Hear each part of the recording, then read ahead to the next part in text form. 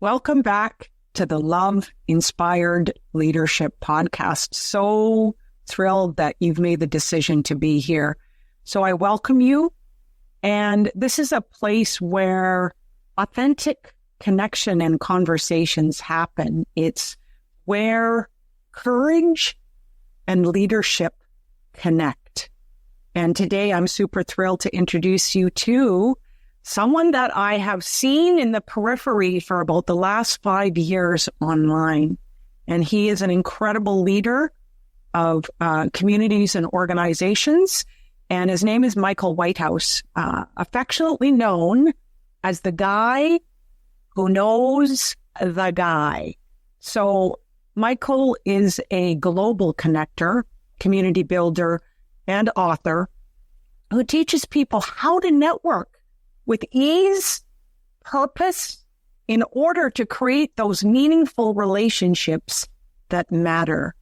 And from arriving in a new town knowing no one, to building a thriving web of relationships that span the world, Michael's story is really true proof of the power of community and the courage that can change absolutely everything. So if you've ever felt alone, overwhelmed by networking, burned by the darker sides of entrepreneurship, or simply hungry for that meaningful, authentic connection, this is the episode for you. And it's really here to remind you that what I believe, love and integrity are the most powerful tools in business.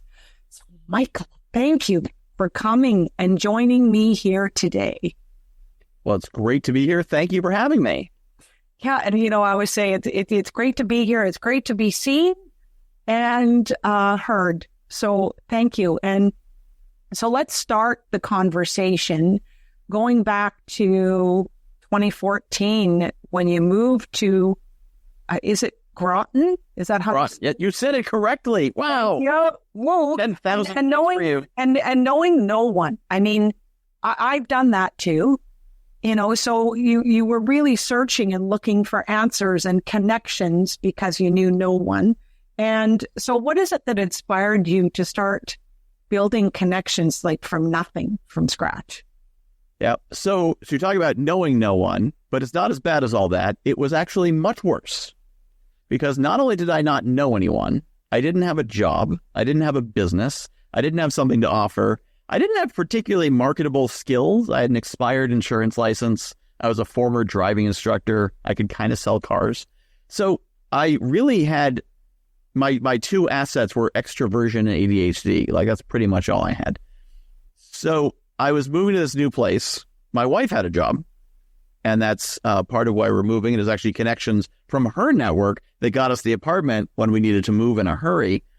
And someone I knew from the other side of the state that we're moving from said, there's a Eastern Connecticut Chamber of Commerce. They host business after hours events. You should check them out. And I did. And they were having an event the night before I was moving into the apartment. So I did what a normal person does. I went to a Chamber of Commerce event the night before moving to a town. That's what everyone does when they move to a new town, right? No, of course not. Yeah, apparently other people don't do that. Yeah, really.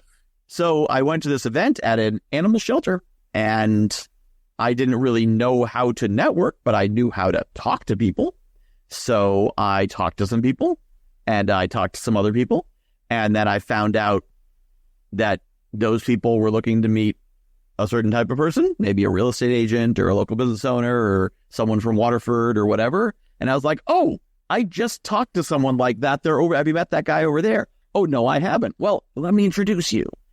And so starting with, I don't know, I had 5 or 6 contacts by the end of that event. I went to another one, and I met 6 more people, went to another one, met 6 more people, and on, and just started paying attention, reading the paper, the newspaper, which we still have one around here. And, talking about local events and grand openings and ribbon cuttings and just started introducing people to each other. And before I knew it, I was meeting mayors and CEOs and executive directors and people of substantial note. I ended up getting a series of jobs through connections I made through these events because people were there, and so I could make those connections. And so I went from having nothing but the desire to reach out to having access to jobs, access to information, resources, whatever solutions I might need, I had through that work. Love it. I love it. I love it. And you and I have a very similar position when it comes to our network. A lot of people don't realize the power of solution that we can resource by building these meaningful relationships within a community that supports us. And it's like, I know you feel exactly the same way as I do. You have a problem?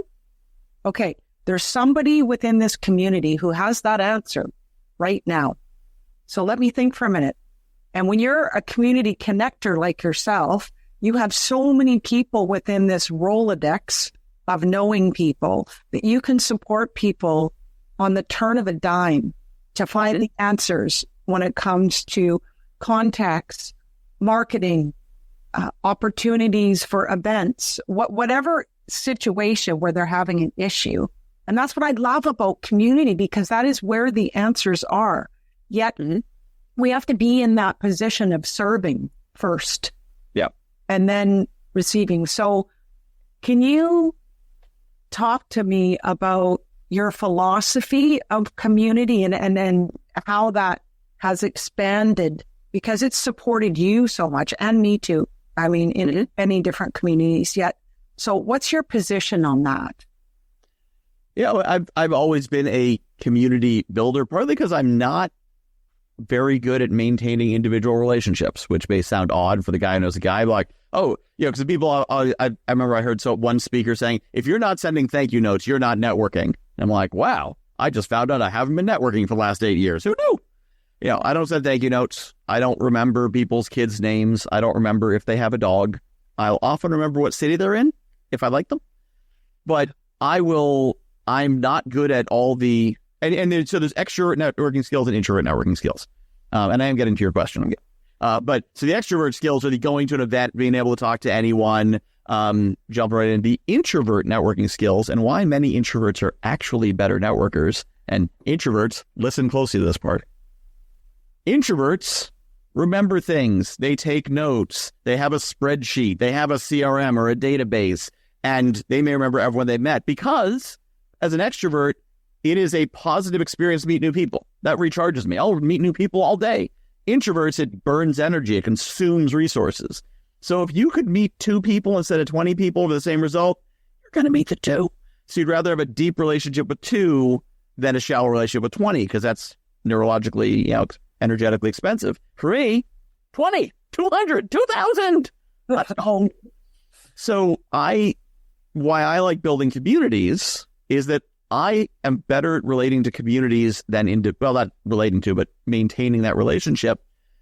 So, today I run a community out of school called the Entrepreneur Village. I have an email, what I call an email community. It's an email list, but I talk to them like 3,300 of my closest friends.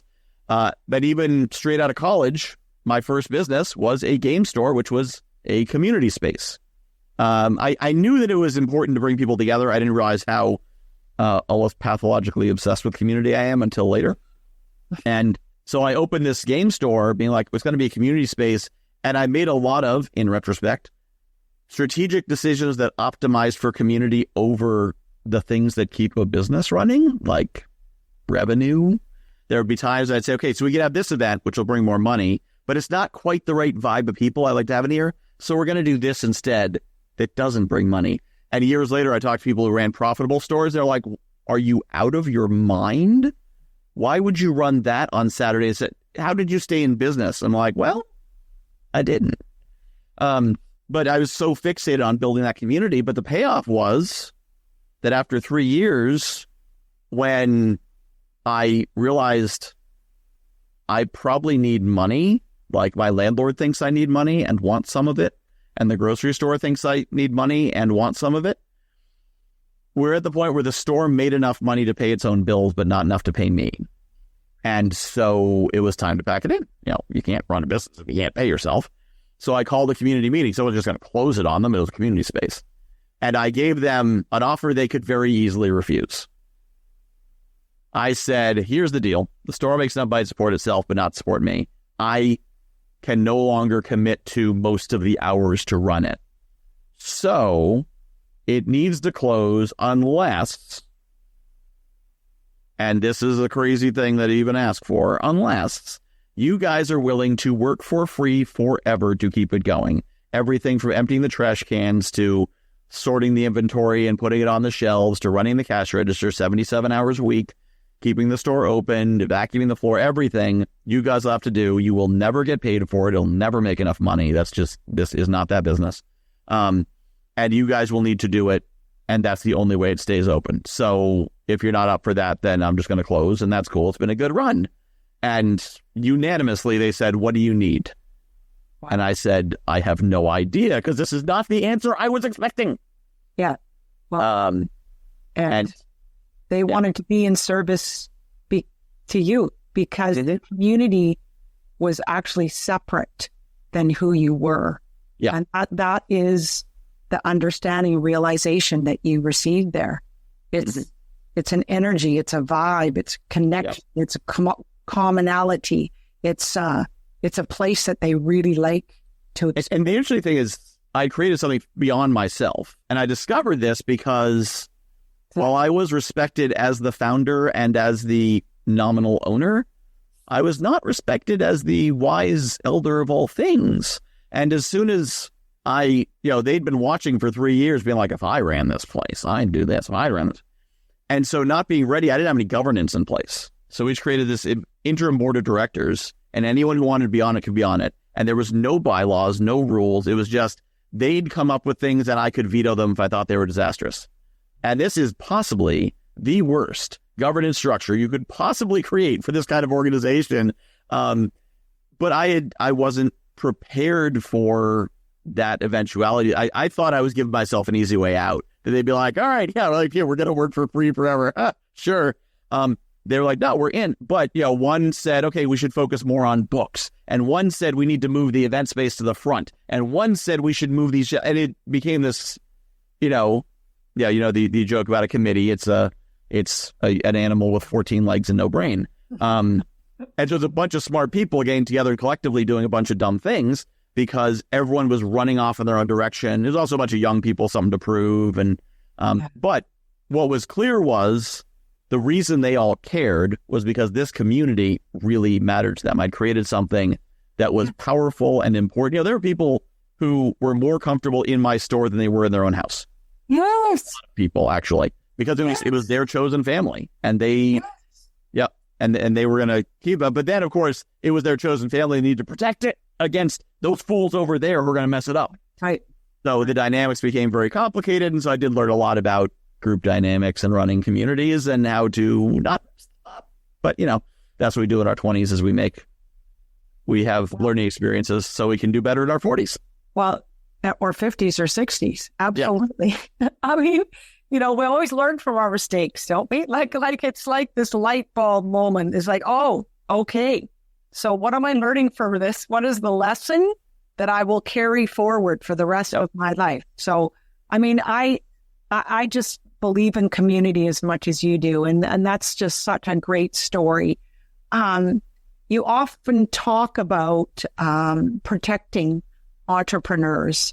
Mm-hmm. You and I had an interesting conversation, a few weeks ago about this. And I feel the same way. There's a lot of injustice in creating these false promises of, immediate success in 2 weeks to reach 7 figures. And it always breaks my heart to hear those stories of people that have invested, their mortgage, that have invested this time and energy thinking that someone else had the solution and the answer to their success. So can you explain right now sort of what that means to you and how, that became part of your mission in coming to life in your leadership role as a love-inspired leader?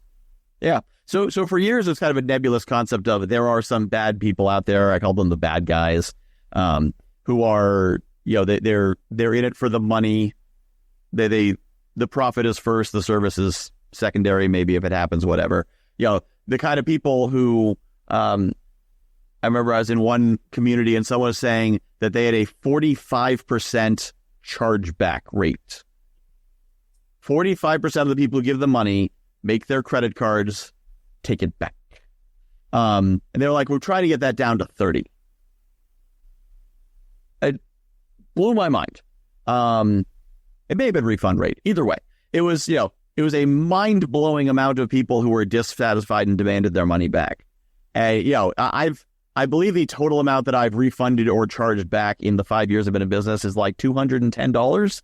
And most of that was because of tech issues, like something didn't get canceled, and so I gave it back. And oftentimes when that happens, they say, hey, do you want to just have like 2 free 1-hour coaching sessions? They're like, yeah, that's a great deal. Let's go. But, the fact that these people are giving back $50,000 a year because their product isn't valuable. And those aren't the bad ones, because for the most part, those aren't high ticket enough to really cause damage. The ones that really upset me were the high ticket, the $10,000, $20,000, $35,000, refinance your mortgage kind of things that not only take the money can be replaced, but they take the soul. Because many of these coaches, what they do is they say, my program works.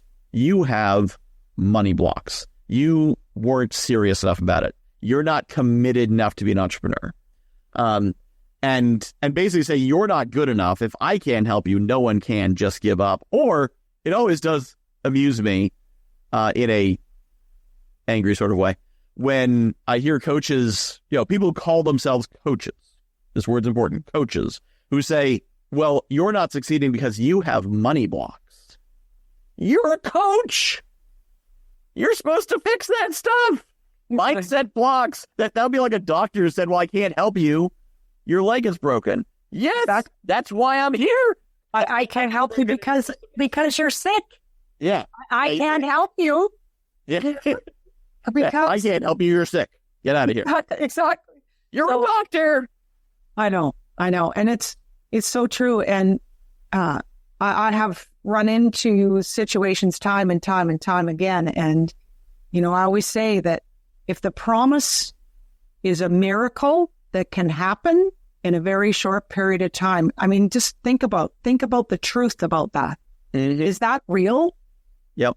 No. And so, one of your core values is justice. I am sure of it.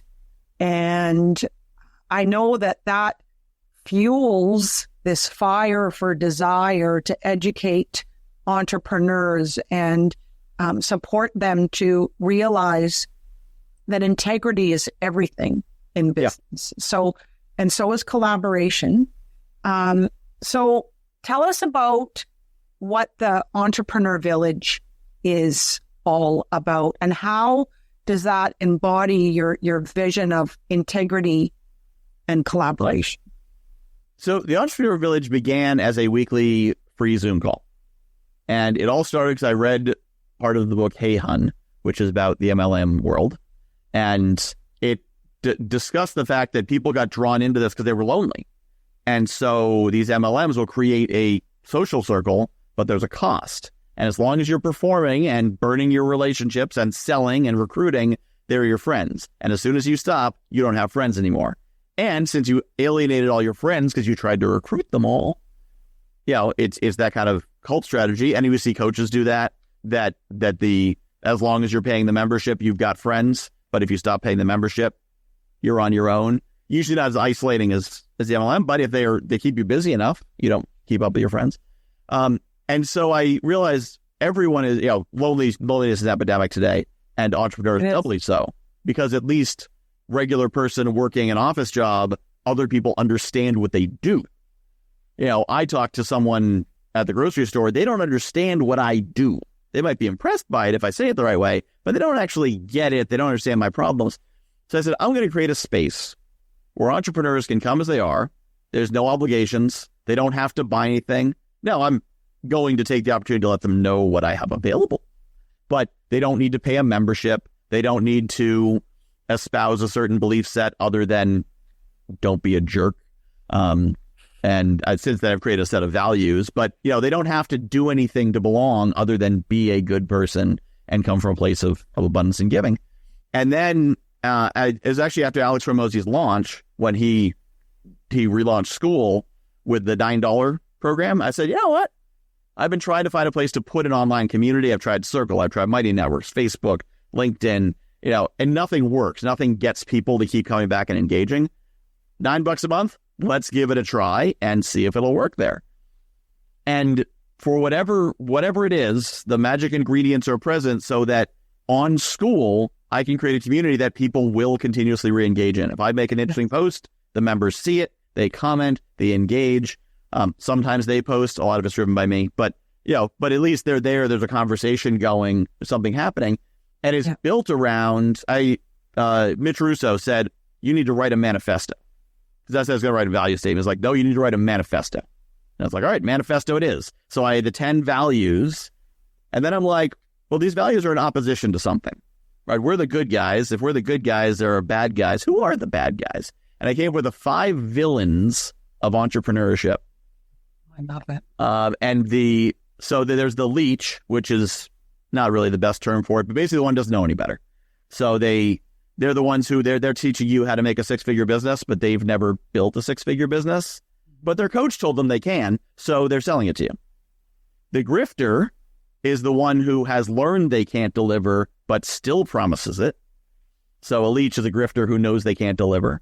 And then after that comes the predator. The predator is a grifter with resources. So that's someone who can put on a $100,000 launch, like cost of production.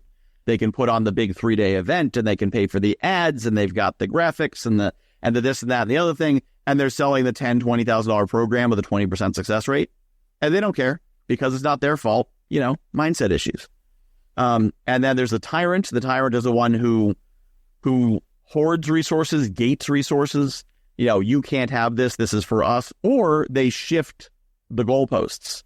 A good entrepreneur works 14 hours a day. And if you're not doing that, you're a loser. Or, broke people are lazy. Or, they're somehow changing, they're twisting and distorting reality so that good practitioners, entrepreneurs are misguided. And then there's the devourer. That's the one who just wants more. And they want you to want more. So if you go to them and say, my goal is $200,000 a year because that'll give me everything I need, they're like, no, it isn't. That goal is unacceptable. Your goal must be $20 million a year. More.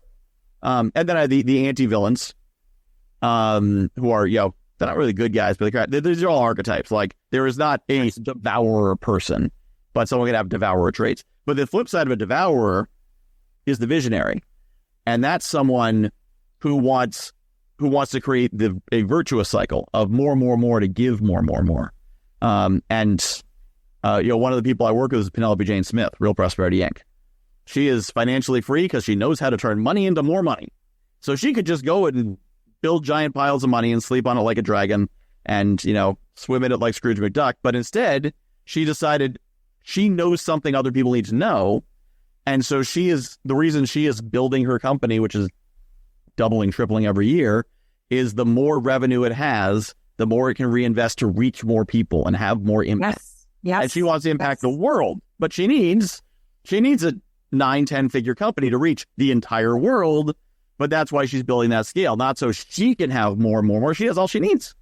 She wants to give more. She's creating success to make a difference in more people's lives. And she has a vision that is global, that is change the understanding of her zone of genius to support people to have the same experience as her. So she's not hoarding. She's giving. And that's the greatest inspiration, I think, is the people that realize their calling, their living legacy is make a difference and impact other people's lives. Wow. Yeah. Love it. Yeah. So the visionary is kind of the ultimate anti-villain. Whereas the devourer is kind of the ultimate villain because they don't care.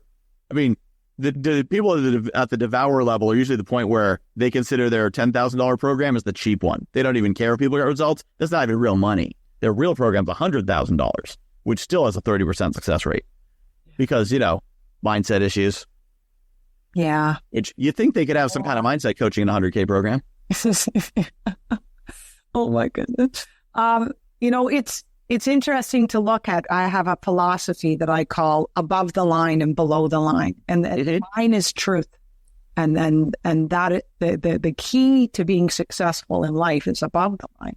Yep. That is the visionary. That is the incredible understanding that I've had this opportunity to learn these solutions and these answers. And I'm not meant to keep it for myself. I am meant to pay it forward. And that's what she is doing. And I think those are the most inspiring businesses. And it feels different engaging with those types of businesses versus what I call below the line, which is taking rather than giving, which is truly the bottom line. Those businesses, they don't care. They have no, even though maybe the language, that's where always, sometimes certain people have this language that they can share that it sounds like the truth. And then people sign up and then realize, oh my goodness, I've signed my life away. This happened to me only once. And I want out and I can't get out. That's what happened. Yeah.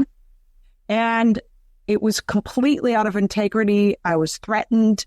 I was like, oh my goodness. Oh, wow. Yeah. So intimately understand what it's like to be a victim, which is below the line, which is to be in fear, to be intimidated, to have doubt and realize that I've made a mistake. So I think that's where my purpose and passion of being the polar opposite to this, the same as you, because people need to connect with people who have solid intentions, and that's what your community does. So that's and I think one way to notice that in the moment, because usually at the point of sale. So one thing is I actually created a document called the Should I Buy Guide, which is a series of questions to ask yourself, partly because it breaks the spell. But one of the is often that they want to present like, if you buy this and if you don't buy this. And if they're in integrity, then they make a very good case. If you are A, B, and C and you want D, E, and F, this is going to do that, and here's how. And if not, well, it may not be the right time. You may not be the right person, may not be the right fit. There's many opportunities. Versus, if you want A, B, and C and you're not an idiot, you're going to take this. However, if you enjoy being poor, if you are lazy, if you want to keep being miserable, if you want to be like those bums over there, don't buy, because that's how you stay poor and broke forever. You'll never be able to amount to anything because you don't have any help. You're on your own. If you're here, it's because something's missing in your life and you're basically a loser. But we can help you not be a loser because we are amazing. So you better do it, unless you want to explain to your wife why you're still broke.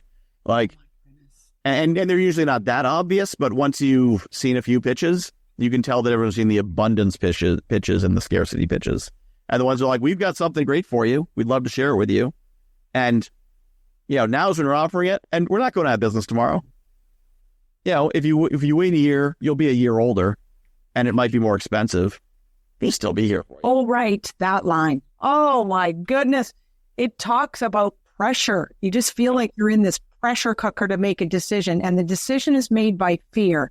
Anytime I've made a decision by fear, below the line that I call it. Yep. It always never works out. Oh, yeah. Always, always, always.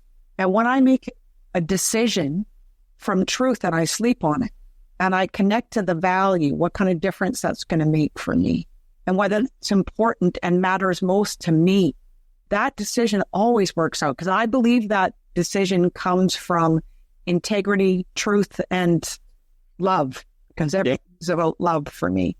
So amidst all this situations and noise, what's the good news you're seeing and the hope that's keeping you inspired?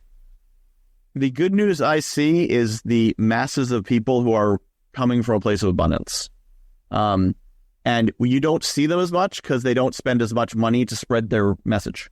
So the Facebook ads tend to come from the scarcity people because they don't have friends. So not saying everyone who does Facebook ads doesn't have friends. Some good people do Facebook ads. But the ones who are spending the most money on paid advertising, they're not networking. They don't have joint venture partners because they're just doing paid advertising. So those tend to be a lot of the more predatory type of people because they don't care about their reputation. They'll burn through the market and they'll spend more money and get more market. It's a big world. Whereas when you go to an event, when you go to an Entrepreneur Village event, or you go to a Grand Connections event, or you go to any number of other abundance type spaces, everyone there is looking to support. Some are good at it, some are not good at it. They don't know how to help, but they're all there to give. There's very people who are there to be like, I'm here to take everything I can. And so on the small scale, people who are making $25,000, $50,000 a year, but they're trying to make an impact. At the large scale, people like Penelope, who are, impacting thousands of people and doing it for the right reasons. And I mention her because I know her well enough to confidently say, I know why she does what she does, and it is from a place of integrity and impact. And because there's, some people on stage, they sound good, and then you hear them behind the scenes, they're like, but there's a lot of good people out there who I talk to them behind the scenes, and they are committed to impact as well. They want to do good. And they figured out if you do good, you'll get paid for it. Bob Burg's law of value is one of them is the more value you create, the more money you're going to make somehow, one way or another. And that these aren't the outliers. There's this entire industry. Now, unfortunately, the companies that are getting billions of dollars, often that comes from separation from humanity. So the person making the decision is accountable to a board, who's accountable to shareholders, and the responsibility is diffused. Each one individually is a good person, but the system, the concept of shareholder value, and it creates a system that dehumanizes it. But when you have human-driven businesses, so soul entrepreneurs, solopreneurs, and practitioners, and people who the buck stops there for real, most people want to do good work. And they're doing amazing, positive work. And I was at my, the parent-teacher conference today in talking to the health teacher. The health teacher is teaching them about box breathing and about stress management and about, she didn't say mindfulness, but I think she did. The health teacher is a certified life coach. So like in middle school, at least this one, they're teaching the stuff that we're teaching. Yes. Probably, and hopefully a lot of her students won't be hiring people like us 25, 35 years from now because they never learned this stuff before. So there's, for all the bad going on in the world, there's a lot of good happening. Well, there really is. And we have to look for the good. That's what I always say. My mentor said, look for the good. Mm-hmm. Just look for the good.